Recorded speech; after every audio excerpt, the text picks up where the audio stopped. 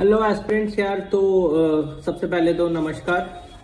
मैं वापस आ गया हूँ यार आप लोगों के लिए एक बहुत मोस्ट अवेटेड वीडियो लेके। लास्ट वीडियो में मैंने यार आपके लिए प्रॉमिस किया था कि आईबीपीएस क्लर्क का पेपर आपको कैसे अटेम्प्ट करना है, मैं ये बताऊंगा आपको।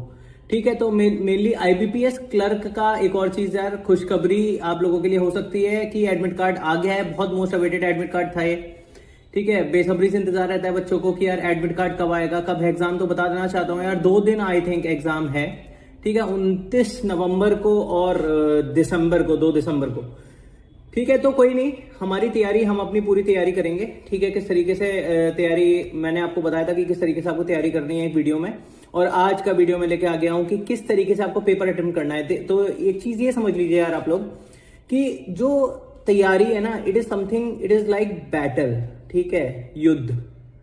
तो युद्ध में हम करते क्या है, हम पहले तलवार चलाना सीखते रहते हैं नॉर्मली। ठीक है, फिर मॉक पूरी तैयारी करते हैं कि किस तरीके से तलवार चलानी है। पहले तो सीख लिया, उसके बाद आपने मॉक प्रैक्टिस करी तलवार चलाने की।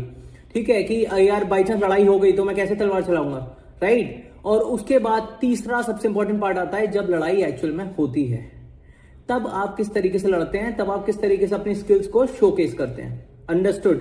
तो यही सेम चीज है यार। अभी आप प्रिपरेशन पूरी कर रहे हैं, कर चुके होंगे, और प्रिपरेशन अभी आपकी चल रही है। ठीक है, आपका मेन जो लड़ाई है वो कब है, किसी की 29 को है, किसी की 2 को है। ठीक है, तो यार ये थर्ड एस्पेक्ट जो है एग्जाम का, बेसिकली जो आपकी लड़ाई का, जो आपके जो जर्नी आपकी चल रही है, थर्ड एस्पेक्ट सबसे इंपॉर्टेंट एस्पेक्ट है, जिसमें आपको शोकेस करना है कि आपको क्या आपने पढ़ा है और आपको किस तरीके से बेटर परफॉर्म कर सकते हैं। क्योंकि ये जो थर्ड एस्पेक्ट है ना यार, ये बहुत डिफरेंट है प्रिपरेशन से। जरूरी नहीं है कि अगर आपने बहुत अच्छा प्रिपेयर किया हो तो आप बहुत अच्छा परफॉर्म कर पाए, ऐसा भी नहीं है। तो लड़ाई लड़ने की कला अलग है और उसकी तैयारी की कला अलग होती है। तैयारी आप कर चुके हैं, अब मैं आपको लड़ाई लड़ने की कला बताने वाला हूं, यानी कि किस तरीके से आपको आपका पेपर अटेम्प्ट करना है। ठीक है, तो यार ज्यादा टाइम अब वेस्ट नहीं करूंगा। सबसे पहले तो मैं बात कर लेता हूं, 4 सेक्शन आपको पता ही है, तो सबसे पहले मैं बात कर लेता हूं जीके की। ठीक है, जीके यानी कि जनरल अवेयरनेस, जिसमें आपकी मेनली आती है, क्या आती है, current affairs plus banking awareness. ठीक है, current affairs, I am sorry यार ये कट गया थोड़ा सा, कोई बात नहीं। Current affairs plus banking awareness आती है। तो आपको अब पेपर अटेम्प्ट कैसे करना है, तो यार आपको ये पता है कि जीके में आपके क्वेश्चंस कितने आएंगे, 40 क्वेश्चंस। कितने मार्क्स के हैं ये, 50 मार्क्स के हैं, यानी कि पर क्वेश्चन आपका कितने मार्क्स का है, 1.25 मार्क्स का है, 1.25 नंबर का। अब ये अटेम्प्ट कैसे करेंगे आप पढ़ चुके हैं मान लीजिए। देखिए मैं आपको बताता हूं। सबसे पहले तो जब जीके सेक्शन खुलेगा, आपने पहला क्वेश्चन देखा, आपको आता है या नहीं आता है, यही 2 चीजें होंगी। अंडरस्टूड। अगर आता है तो आप तुरंत टिक करेंगे।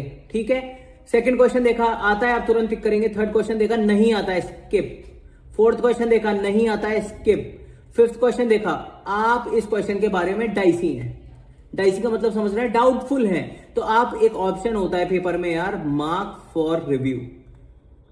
ठीक है, अगर ये आप मार्क तभी करेंगे जब आप 50-50 हैं कि यार इसका आंसर ए भी हो सकता है और इसका आंसर बी भी हो सकता है, सिर्फ तभी आप इसको मार्क फॉर रिव्यू करेंगे। ठीक है, डन। अटेम्प्ट नहीं करना है आपको। देखिए शुरू से ध्यान से सुन लीजिएगा। आपको इनिशियली, जब आप इनिशियल में पेपर गो थ्रू करेंगे, जीके का सेक्शन गो थ्रू करेंगे, तो आपको सिर्फ वही ऑप्शंस टिक करने हैं जिसमें आप 100% श्योर हैं। ठीक है, फिर आ जाता है 6 क्वेश्चन पे, मान लिया आपको नहीं आता है, स्किप। 7 क्वेश्चन आपको फिर से डाइसी, आपने फिर से क्या किया, मार्क फॉर रिव्यू कर दिया। ठीक है, 8 क्वेश्चन आप 100% श्योर है, आपने कर दिया। ये करने में आप अप्रोक्सीमेटली 10 से 12 मिनट का समय लेंगे। 10 से 12 मिनट का समय लेंगे पूरे 40 क्वेश्चंस गो थ्रू करने में, जिसमें से अप्रोक्सीमेटली आप 8 से 10 क्वेश्चन टिक कर चुके होंगे, जिसमें आप 100% श्योर होंगे। ठीक है, और आपने अराउंड 10 to 15 क्वेश्चन, मैं राउंड ऑफ फिगर ले रहा हूं, आपने क्या किए होंगे, मार्क फॉर रिव्यू किया होगा। ठीक है, और बाकी 8-10 क्वेश्चन या 15 क्वेश्चन आपको बिल्कुल भी नहीं आते होंगे। ठीक है, ये 8-10 क्वेश्चन आपको बिल्कुल नहीं आते। इतनी बात समझ में आ गई आपको। ठीक है, तो अब आपको क्या करना है, 10 से 12 मिनट में, जैसा कि मैंने आपको बताया कि यार सबसे पहले तो ये सेलेक्ट कर लूं मैं, 10 से 12 मिनट में जो आपने मान लीजिए 40 क्वेश्चंस में से आपने अराउंड 15 अटेम्प्ट कर लिए हैं, जो कि अब आपको पता है कि 100% ये सही है। ठीक है, आपने 12 क्वेश्चन मार्क फॉर रिव्यू करे थे। अब आप वापस उन पे आएंगे और उनको दोबारा पढ़ेंगे। और एक चीज अब ये समझ लीजिए, यहां पे आपका शुरू होता है गेस वर्क। आप ध्यान दीजिएगा, अभी तक आपने एक भी क्वेश्चन गेस नहीं किया है। अंडरस्टूड? पेपर आपको इतना, जब मैं बोलता हूं ना आपको नर्वस नहीं रहना है, तो आपको इतना दिमाग खोल के पेपर करना है। समझ आया? और ये आप तभी कर सकते हैं जब आप एकदम कूल माइंड से बैठे होंगे कि हाँ यार जो आ जाए कुछ भी, मैंने बहुत अच्छी तैयारी कर रखी है, आईबीपीएस नहीं जीतेगा, मैं जीतूंगा। अंडरस्टूड? इस कॉन्फिडेंस से जब आप, ओवर कॉन्फिडेंस नहीं, कॉन्फिडेंस से जब आप जाएंगे। समझ पा रहे हैं? तो ये गेस वर्क अब आप करेंगे। और गेस वर्क आप पता है क्या करेंगे? आप जनरली गेस वर्क देखिए, आप काउंट करेंगे कि मैंने एक तुक्का मार दिया है, एक गेस कर दिया है, और आप टिक करेंगे। आप काउंट करेंगे 2 गेस कर दिए और आप टिक करेंगे। आप काउंट करेंगे 3 गेस कर दिए और आप टिक करेंगे। और आप काउंट करेंगे 4 गेस कर दिए तो आप टिक करेंगे। 5 गेस कर दिए हैं, आप टिक करेंगे। जब ये 5 हो जाए, यानी कि अब आपने, जब ये 5 हो जाएगा तो अब आपने क्या किया है? 15 क्वेश्चंस 100% सही करे हैं और 5 क्वेश्चंस में आपने क्या किया है? गेस वर्क किया है, जो सही भी हो सकता है और गलत भी हो सकता है, यानी कि 0.25 नेगेटिव मार्क्स भी दे सकता है। अंडरस्टूड? तो जीके का सेक्शन आपको समझ में आ गया, अटेम्प्ट कैसे करना है। ये पूरा काम आपको हो जाएगा आपका 20 मिनट में आराम से। बहुत हो जाता था यार, जब मैं देता था एग्जाम तो 20 मिनट बहुत होता है जीके सेक्शन के लिए, बहुत ज्यादा। ठीक है, तो अब सुनिए, ये आपको करना कब है। मान लीजिए जीए का सेक्शन बहुत ज्यादा टफ आता है, तो मेरे भाई अगर जीए का सेक्शन बहुत टफ आता है तो आप कितने अटेम्प्ट होंगे आपसे मैक्सिमम? मान लीजिए अटेम्प्ट छोड़िए, मान लीजिए मैं आपको बोल देता हूं कि आपको 10 से 12 क्वेश्चन ही आते हैं। मान लीजिए इस सिनेरियो में आपको सिर्फ और सिर्फ ये 10-12 ही अटेम्प्ट करने हैं, जिसमें आप 100% श्योर होंगे। अंडरस्टूड? एक भी गैस नहीं करना है, एक भी तुक्का नहीं मारना है। अगर आपको इसी साल नौकरी लेनी है तो ये मैं बता दे रहा हूं कि यही तरीके हैं जो मैं आपको बता रहा हूं, फॉलो कर लीजिएगा, मान जाइएगा। अगर सिलेक्शन ना हो तो मेरा नाम बदल दीजिएगा यार। ठीक है, इन तरीकों को फॉलो करके। ठीक है, ये मेरे पर्सनल अपने तरीके, अपने मेथड से एग्जाम देने के। ठीक है, मान लीजिए उदाहरण के तौर पे मैं अज्यूम करता हूं आपको 20 क्वेश्चन जीए में आते हैं। भाई 40 क्वेश्चन हैं, 40 क्वेश्चन हैं और आप इतना श्योर हो गए कि 50% आपको 100% सही आते हैं क्वेश्चन, आप इतना श्योर हो चुके हो। तो अब आप क्या कर सकते हैं यार, आप 4 से 5 क्वेश्चन गैस कर सकते हैं। मान लीजिए, अज्यूम करता हूं मैं सारे गलत हो गए, तो मैक्सिमम आपके 90 मार्क्स आ जाएंगे। ठीक है, 90 से थोड़े ज्यादा ही आएंगे, बिकॉज 1.25 मार्क्स का एक क्वेश्चन है, अराउंड 90 मैं बोल रहा हूं। अंडरस्टूड? देखिए 19 नंबर आपके आ चुके हैं और 4-5 गैस मार चुके हैं, जिसमें से भी एक गलत हो, एक सही हो सकता है, 2-3 गलत हो सकता है, सारे गलत हो। लेकिन अगर एक भी सही हो गया उसमें से, तो ये समझिए आपका कुछ भी प्लस या माइनस में नहीं है, आप पॉजिटिव में ही है। समझ पा रहे हैं किस तरीके से आपको गेस वर्क करना है जीके में? यार जनरली मैं आपको तरीका पता है क्यों बता रहा हूं? क्योंकि जब मैं बैंकिंग में आया था, मैंने बैंकिंग का पेपर दिया था, तो मैंने एस्पिरेंट से सुना था, पता क्या यार, मैंने 35 अटेम्प्ट कर दिए, लेकिन मुझे पता ही नहीं है कि मैंने गेस कितने मारे और कितने सही हैं। और उनके मार्क्स आ रहे हैं 15, 14, 12, कुछ भी मार्क्स आ रहे हैं। अंडरस्टूड? तो मैं ये तरीका फॉलो करता था कि एकदम जीके का सेक्शन जैसे मैंने आपको बताया, पहले श्योर करता था सारे क्वेश्चन जितने भी आते हैं, चाहे वो 10 हो, 12 हो, 14 हो या 15 हो, 100%, जिसमें मेरे 15 में से 15 मार्क्स आएंगे। अंडरस्टूड? उसके बाद मैं उंगली पे गिनता था ऐसे कि मैंने 5 क्वेश्चन में तुक्के मार दिए हैं, या 5 के बाद भी मान लीजिए उदाहरण के तौर पे 40 में से भाई आप बहुत धुरंधर हो, आपके 30 प्लस आपको जीके आ रहे हैं, तो मैं आपसे बोलूंगा कि आप बचे हुए क्वेश्चन अगर 100% श्योर हो तो आप बचे हुए क्वेश्चन तुक्के मार सकते हैं। वो भी तुक्के भी किसमें मार रहे हैं? जिसमें आप डाउटफुल हैं 50-50, जिसमें आप डाउटफुल हैं 50-50। अंधी तुक्केबाजी नहीं करनी है कि हमें पता ही नहीं है यार, ए मार देते हैं, ये नहीं करना है। सिर्फ तुक्केबाजी किसमें कह रहा हूं? जिसमें 50-50 है, एल्स आप तुक्केबाजी नहीं करेंगे।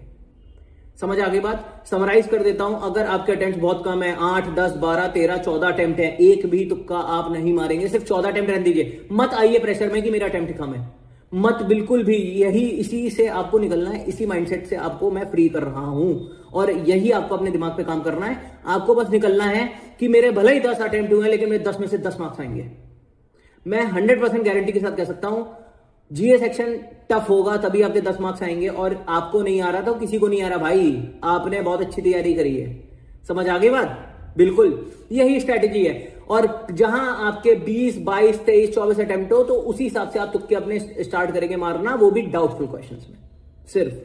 तो गिन के आप मारेंगे, सारी चीजें करेंगे। Understood? So this is the complete strategy of GK section. अब मैं बात करता हूं यार, मूव करता हूं किस पे, अब मैं बात कर रहा हूं रीजनिंग पे। ठीक है, तो यार रीजनिंग सेक्शन की तरह अगर मैं बात करूं तो रीजनिंग सेक्शन में मेरे लिए अच्छा एक और चीज जीके में बताना भूल गया मैं, बैंकिंग अवेयरनेस मैक्सिमम आप पढ़ के जाइएगा। बैंकिंग अवेयरनेस ज्यादा से ज्यादा भी आ सकती है और कम भी आ सकती है। ठीक है, तो बैंकिंग जरूर पढ़ लीजिएगा और स्ट्रेटेजी सेम है। अब मैं बात करता हूं यार आप लोगों के लिए रीजनिंग सेक्शन की। तो यार रीजनिंग सेक्शन में देखिए, सबसे पहले अटेम्प्ट करने की स्ट्रेटेजी क्या होनी चाहिए। रीजनिंग सेक्शन में क्वेश्चन आपने सबसे पहले पेपर खुला, रीजनिंग सेक्शन आपका अराउंड 40 क्वेश्चन 60 मार्क्स के हैं इसमें। ठीक है, और 35 मिनट का सेक्शन है। ये आपको सेक्शन डुबा भी सकता है और ये सेक्शन आपको बना भी सकता है। तो आपको अगर डूबने से बचना है तो उसमें करना क्या है, आपके सामने क्वेश्चन खुला, आपको इसमें कुछ क्वेश्चन ये जरूर पता है कि मिसलेनियस आते ही आते हैं। ठीक है, चलिए मैं कहता हूं नहीं आते हैं मिसलेनियस, नहीं आए होंगे आपकी शिफ्ट में, मान लेते हैं, अज्यूम कर लेते हैं। तो आपको करना क्या है, आपको सबसे पहले वो पेपर खुला, आपका सेक्शन खुला रीजनिंग का, आपने देखा पहला क्वेश्चन है यार पजल।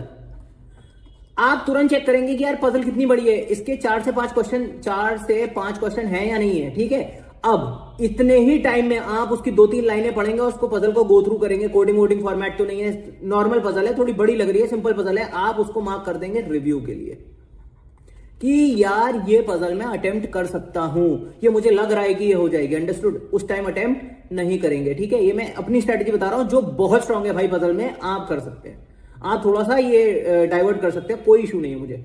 ठीक है, लेकिन मैं आपको वो चीज स्ट्रेटजी बता रहा हूं जिसमें आप शॉर्ट नंबर पहले कमा सकते हैं। ठीक है, तो आप इनिशियली क्या करेंगे, आप वो सारे क्वेश्चन चेक करेंगे जो आप कर सकते हैं, including puzzles, including critical reasoning, ये आप कर सकते हैं। और इसी में से अगर आपको बीच में कहीं मिसलेनियस क्वेश्चन दिखता है रिगार्डिंग क्या, मिसलेनियस क्या होता है, सिलॉजिंग आ गई मान लीजिए 2-3 क्वेश्चन, सिलॉजिज्म, ठीक है, इनइक्वालिटीज आ गई 1-2 क्वेश्चन, तो तुरंत आप पढ़ते ही कुछ सेकंड्स, या के प्री वाले ही आते हैं, या के मेंस वाले नहीं आएंगे इसमें, मान लीजिए।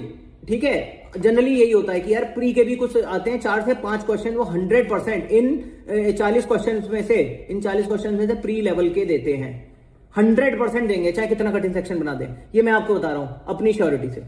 ठीक है, तो कोई भी सेक्शन बहुत टफ नहीं होता, उसमें आपको क्वेश्चन ढूंढने होते हैं बस। ये आईबीपीएस के लिए आप जान लीजिए, सारे एग्जाम्स के लिए। ठीक है, तो आप वो मिसलेनियस क्वेश्चन मार्क करेंगे और ये अराउंड करने में आपको 5 से 6 मिनट का समय लग जाएगा। और इसमें एक फायदा आपको और हो चुका होगा, आप पूरा पेपर गो थ्रू कर चुके होंगे। ठीक है, अब आपको ये पता है कि भाई मुझे कौन सा क्वेश्चन उठाना है। तो जो मार्क फॉर रिव्यू का ऑप्शन है ना भाई, ये ऑप्शन बहुत इंपॉर्टेंट ऑप्शन होता है। ठीक है, जब आपने मिसलेनियस क्वेश्चन पहली बार फर्स्ट अटेम्प्ट में कर लिए, उसके बाद आप वापस आएंगे और कौन से क्वेश्चन करेंगे जिनमें आपने ब्लू कलर से मार्क फॉर रिव्यू कर रखा है, चाहे वो पजल्स हो, 4 से 5 पजल, 4 से 5 से 6 पजल्स आती हैं मेंस में। ठीक है, पजल्स आएगा, इनपुट आउटपुट भी आ सकता है, कोडिंग डिकोडिंग कुछ भी आ सकता है। देखिए वो प्रेडिक्ट नहीं कर सकते हम। ठीक है, अंडरस्टूड? तो अब आप किस पे आएंगे, अब आप उन क्वेश्चंस को पिक करेंगे जिसमें आपको पता है कि ये मैं कर सकता हूं। अंडरस्टूड?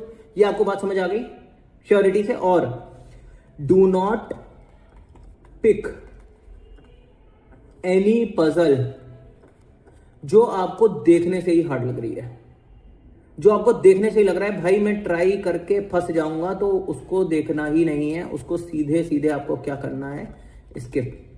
अंडरस्टूड? सबसे पहले आपको वो चीजें अटेम्प्ट करनी है जो आपको लग रहा है कि हाँ आप कर सकते हो। This is the code of reasoning. इसी तरीके से रीजनिंग आगे बढ़ती है। अच्छा, एक चीज और मैं आपको यार ये बताना चाहता हूं इसमें कि मान लीजिए अब आप पजल कर रहे हैं, पजल लिखा है कि यार ए और बी और सी डी ई, मान लीजिए 6, 7, 8, 10 लोग हैं मान लीजिए। ठीक है, मान लीजिए अज्यूम कर लेते हैं पैरेलल रो में बैठे हुए हैं, आपने पूरा वो फिगर बना लिया। ठीक है, पूरा ऐसे कर लिया, सारे कंडीशन लिख दी कि क्यू ए के सेकंड लेफ्ट में बैठा है और ए बी के सेकंड राइट में बैठा है। इस तरीके से हमने पूरी पजल लिख ली, आपने कंडीशन बना ली। अब आपको पूरी पजल बन गई भाई आपकी। ठीक है, आपकी सीटिंग आ गई, ए बी डी जी ये ऐसे बैठे हैं, ये ऐसे बैठे हैं, और इस वाली रो में ऐसे ऐसे करके, और ये ऐसे ऐसे बैठे, उदाहरण दे रहा हूँ, एग्जाम्पल दे रहा हूँ, ठीक है, और नीचे कुछ और बैठा है। अब आपको पता चलता है कि भाई मैं 7 से 8 मिनट में पजल बनाई है, ठीक है, और ये पजल बन गई गलत। पता कैसे चलेगा? क्वेश्चन देखेंगे और आपका आंसर मैच नहीं करेगा। अंडरस्टूड? अब आपको क्या करना है इस सिनेरियो में? इस सिनेरियो में बिना देखे करना क्या है आपको? Move to next, move to next puzzle या मूव टू नेक्स्ट क्वेश्चन। उसको रिव्यू नहीं करना है, ये ध्यान रखिएगा। जहां आपने रिव्यू किया वहीं आप फंसे, उस टाइम पे रिव्यू नहीं करना है। अंडरस्टूड? मेरी अगर आप सुन सकते हैं तो आप ये सुन लीजिए, उस टाइम पे रिव्यू मत करिए, थोड़ा सा दिमाग खोलिए। बिकॉज जैसे ही आपकी ये पजल गलत होती है और आप 7 से 8 मिनट वेस्ट कर चुके हो, तो आपका दिमाग इतना ज्यादा टेंस्ड हो जाता है कि भाई मेरा तो पेपर गया है, अब मेरा पेपर नहीं बचना है। तो आपको अब पेपर बचाना है। सबसे पहले तो आपको ये नहीं करना है, आपको जंग नहीं, आपको ईगो में नहीं आना है। एग्जाम देते समय कभी ईगो में नहीं आना है। मूव टू नेक्स्ट पजल और तुरंत उसको सॉल्व करने लग जाइए। हो सकता है ये पजल, भाई इसकी पॉसिबिलिटी हो सकता है 4 से 5 मिनट में आप 5 क्वेश्चन कर लें, वो भी सही, ठीक है। और ये भी हो सकता है कि आप अगर उसी पजल पे फंसे रहे तो आप वापस उसी पजल को देखेंगे और फिर से 4 से 5 मिनट अपने वेस्ट कर देंगे, और हो सकता है वो तब भी ना बने, ठीक है। अब आप यहां पे एक चीज और बोलोगे, सर मेरी पहली पजल मैंने उठाई और वो हुई नहीं, गलत हो गई, 7 से 8 मिनट उसमें वेस्ट हो गए। फिर मैंने दूसरी उठाई, वो भी मेरी गलत हो गई। तो भाई इसकी पॉसिबिलिटी कम है। सबसे पहली चीज, कम प्रोबेबिलिटी है, होता है, मेरे साथ भी हुआ है, ठीक है। लेकिन इस वाले सिनेरियो में आपको अपना दिमाग काम रखना है, बिकॉज हो सकता है वो सेक्शन बहुत डिफिकल्ट हो, आपको नहीं पता। और मेरे पुराने वीडियोस देख लीजिए, मैं आपको बता चुका हूं आईबीपीएस एक सेक्शन बहुत टफ देता है। अगर आपसे नहीं हुई ना तो बाकी लोग भी फंस रहे हैं उसमें। तो अब आप क्या करेंगे? 2 पजल भी आपसे नहीं हुई है और आपके 12-15 मिनट खराब हो चुके हैं, आप तब भी अपना काम नहीं खोएंगे और आप आगे बढ़ेंगे। या अगर आप बहुत ज्यादा श्योर है कि यार हल्की सी कहीं गलती हो रही है, तो आप एक बार उसको चेक कर सकते हैं, दोनों में से किसी पजल को। अंडरस्टूड? ठीक है। लेकिन फिर आप ये इंश्योर करेंगे कि जो भी आप अटेम्प्ट करेंगे, अराउंड अटेम्प्ट आपके जरूर कम होंगे। जो अटेम्प्ट करेंगे 10 से 15 क्वेश्चन जो भी आप अटेम्प्ट करेंगे फिर इस सेक्शन में जब आप फंस गए पूरी तरीके से, वो सही अटेम्प्ट करेंगे, बिना दिमाग का आपा खोए, एकदम कूल रह के, एकदम चिल रह के, ठीक है। क्योंकि आपको नहीं पता बगल वाला क्या कर रहा है, आपको नहीं पता आपके साथ कितने, यार कई हजार बच्चे एग्जाम और दे रहे हैं। समझ आ पा रही है बात? 10 टाइम्स होता है ना नंबर ऑफ वैकेंसी का, तो लगभग कितनी 15,000 आई थिंक वैकेंसीज हैं, ठीक है। 10 टाइम्स कर लीजिए, अराउंड उतने बच्चे आपका एग्जाम दे रहे हैं और आपका ही पेपर खराब नहीं हो रहा, सबका हो रहा है। भूल जाइए कि सब बहुत अच्छा कर रहे हैं, नहीं ऐसा नहीं है। अगर बहुत डिफिकल्ट सेक्शन है कोई नहीं कर पाता, ऐसे ही नहीं जाती है मेंस की कट ऑफ। किसी भी क्लर्क में तो चलो आपका सिलेक्शन हो जाएगा, आईबीपीएस पीओ की मेंस की कट ऑफ ऐसे ही नहीं जाती है कि 200 में से 70 नंबर जा रही है, मजाक नहीं है यार, ठीक है। आईबीपीएस क्लर्क की भी ऐसी जाती है, 200 में से अगर आपके शायद 90, 95 या 98 आ जाते हैं, आप सेलेक्ट हो जाते हो, ठीक है। और कभी कभी तो और बहुत ही कम जाती है, 80 में भी चली जाती है, ठीक है, 70 में भी चली जाती है, तो कुछ भी हो सकता है। तो ऐसा नहीं है कि यार आप फंस गए हो तो गए, मत सोचिएगा सिलेक्ट हो जाओगे, फंस गए तो भी। समझ आ गई बात? बिल्कुल। तो ये मेरा बहुत इंपॉर्टेंट पॉइंट था यार रीजनिंग में आपको बताने के लिए, ठीक है। और एक चीज और कि जब आप पजल वगैरह सॉल्व करेंगे तो थोड़ा सा टाइम का ध्यान रखिएगा, बहुत ज्यादा एक पजल में देने की जरूरत नहीं है। अगर आपको लग रहा है आप कर सकते हो तभी उसमें स्टक होइएगा, वरना मूव टू नेक्स्ट। अंडरस्टूड? चलिए बात कर लेते हैं भाई मैथ्स की। तो मैथ्स के लिए, क्वांट सेक्शन के लिए सबसे पहले मेरी स्ट्रेटजी, सबसे पहला पॉइंट तो वही रहता है कि initially check the questions, check all questions, go through all questions, mark answers. इसी गो थ्रू में ही आप मार्क आंसर करिए विच यू फील कि आप सॉल्व कर लोगे, ठीक है। अगर आपको लगता है कि आप ये क्वेश्चन सॉल्व कर लोगे, उसी समय आप आंसर मार्क कर दिए, उसी समय क्वेश्चन सॉल्व करके आंसर कर दीजिए। अंडरस्टूड? मैथ्स में यार आपको ये क्या दे रहा है, मैथ्स का सेक्शनल टाइमिंग, क्वांट्स में आपका 35 क्वेश्चन है, 50 मार्क्स के, 30 मिनट है आपके पास आई थिंक, ठीक है, 30 मिनट्स। तो 30 मिनट में आपको 35 क्वेश्चन सॉल्व करने हैं। तो आपको इसकी मैथ्स मतलब जनरली बहुत, मैं नहीं बोलता बहुत डिफिकल्ट आएगी मैथ्स और रीजनिंग में, तो हो सकता है कोई एक सेक्शन डिफिकल्ट हो सकता है, बहुत डिफिकल्ट नहीं होगा, डुएबल होता है यार, ठीक है। तो 30 क्वेश्चंस में से अराउंड ये समझ लीजिए कि आपके बहुत टफ भी हुआ तो 15 to 20 हो ही जाते हैं, अगर आपकी मैथ्स आपको आती है, ठीक है, जनरली। तो इनिशियल आपको करना क्या है कि check all the questions, mark सारे आंसर्स आपको करने हैं जो जो क्वेश्चन आपको लगता है कि मुझे आते हैं, और इसी में मार्क फॉर रिव्यू भी आप करेंगे जो आपको लग रहा है यार ये क्वेश्चन थोड़ा सा टफ है, लेकिन अगर मैंने इसमें 3 से 4 मिनट दिए तो ये क्वेश्चन हो सकता है। समझ आ गई बात? सेम चीज फॉर डीआई, मार्क करते जाएंगे, मार्क फॉर रिव्यू करते जाएंगे, और इसी में मिसलेनियस जितने भी बेसिक जो प्री लेवल के क्वेश्चंस हैं वो आप इसी टाइम पे इनिशियली जब आप पेपर करेंगे तो मार्क कर देंगे आंसर्स। तो जब आप चेक करेंगे इनिशियल फेज में आप 7 से 8 क्वेश्चंस कर चुके होंगे और इसमें आप 10 से 12 मिनट लगा चुके होंगे। ठीक है, समझ आ गई बात? उसके बाद आप जाएंगे नॉर्मल वापस किस पे? मार्क फॉर रिव्यू सेक्शंस पे। अच्छा, मैथ्स में एक चीज और, रीजनिंग की तरह नहीं होता भाई, ट्राई करना है इसमें। रीजनिंग में आपको मैं मान सकता हूं कि नहीं समझ में आता यार ये पजल बनेगी कि नहीं, मैथ्स में या तो आता है या तो नहीं आता है, तुक्केबाजी वाला सीन नहीं है।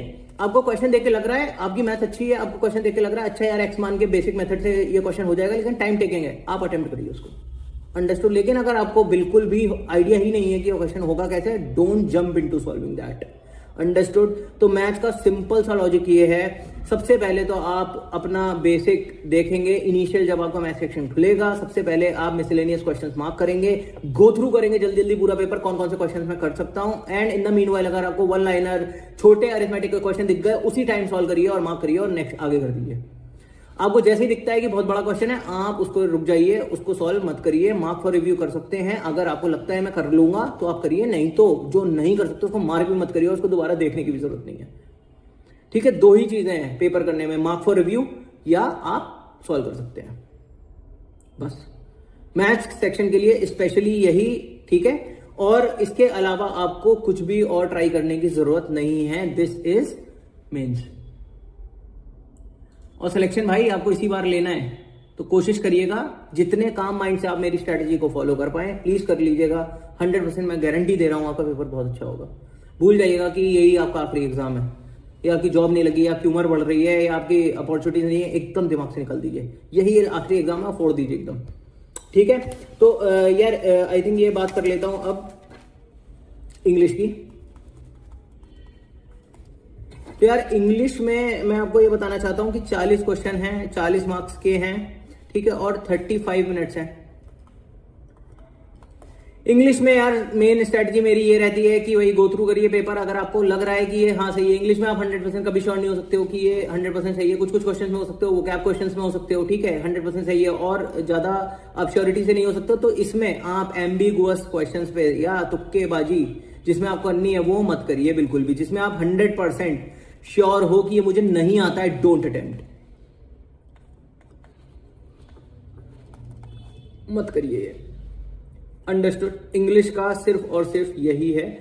आरसी चेक करिए, आरसी और बाकी जो क्लोज टेस्ट वगैरह है इसके लिए आप टाइम बचाइए, ठीक है। थोड़ा सा टाइम आप सेव कर सकते हैं कि आरसी आपको पढ़ना है या क्लोज टेस्ट पढ़ना है। हो सकता है इंग्लिश का सेक्शन बहुत टफ आ जाए आपको, जो ये पैरा जंबल है, ठीक है, पैरा जंबल है, एरर है, ये सारे क्वेश्चन आपको बहुत डिफिकल्ट दे दें और आरसी आपको बहुत इजी दे दें, तो वो यार आपको फंसाते हैं।